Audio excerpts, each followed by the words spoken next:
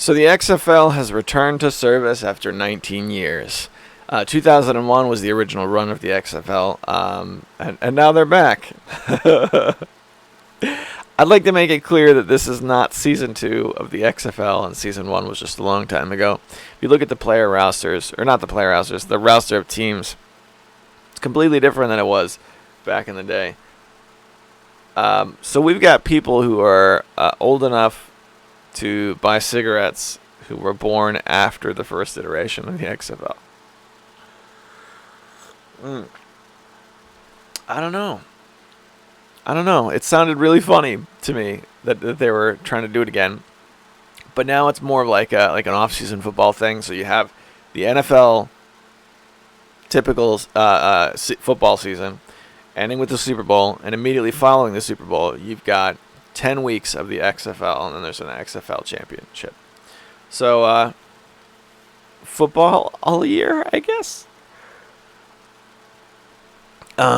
So I'm not much of a football guy. I'm gonna be honest. I grew up in a house of Redskins fans. My dad was a Redskins fan. My oldest two siblings are both Redskins fans, big time with all their kids.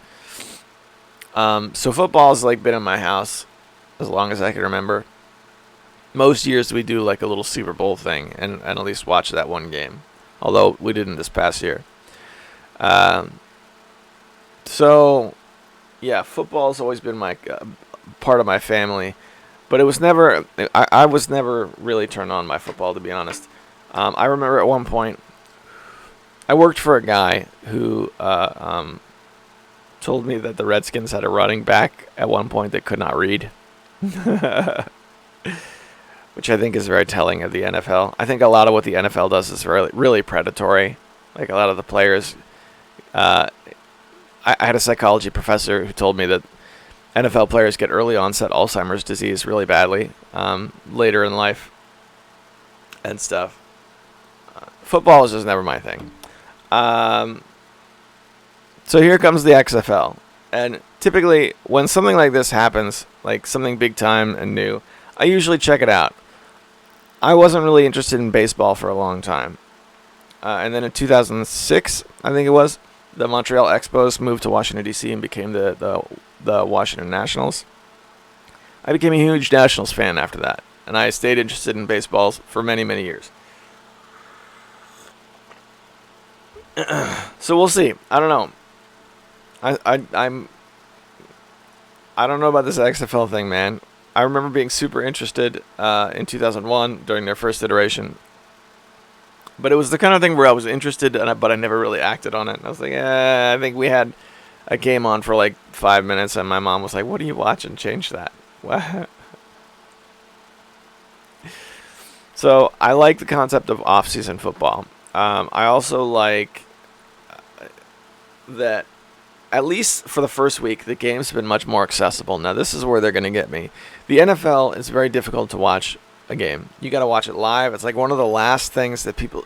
one of the last appointment TV is professional sports. So if you want to watch the NFL on demand, you got to tape it. You guys remember taping things off of TV, right? Using DVRs or whatever. So one of the last reasons to own a DVR. So you'll have to DVR the game or get one of these super expensive on-demand packages. So like all the TV deals that the NFL has are like, they're billion-dollar deals and they're very, very old. So the NFL games are not super accessible, and that's a big problem with the NFL. The XFL just had their first week, and immediately following their first week, all of the full games were available to watch on YouTube for free.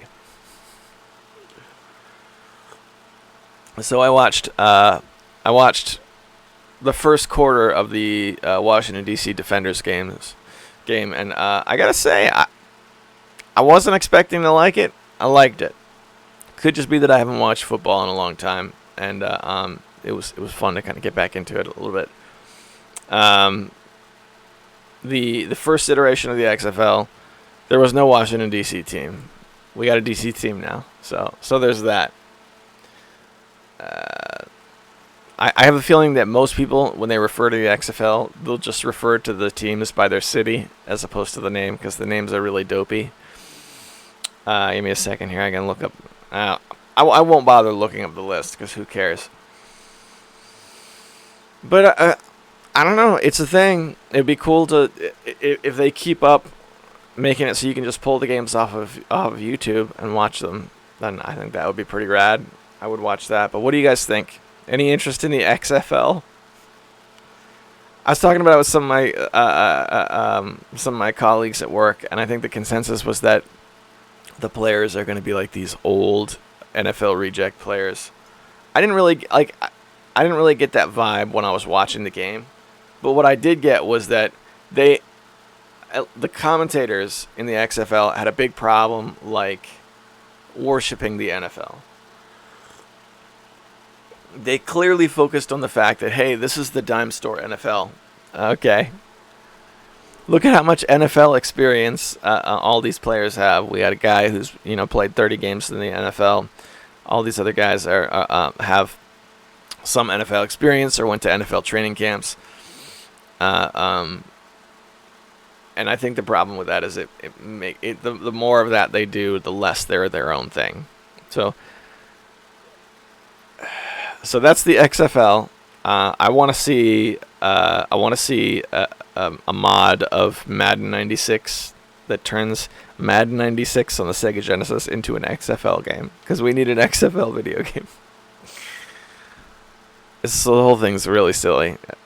I don't know. Maybe it'll be gone in 6 months, like it was 19 years ago. But we'll see. I'm gonna follow this first season. So the Washington D.C. Defenders are 1-0 right now. So so stupid. Go Defenders. Go XFL. Somebody save me from this dumpster fire.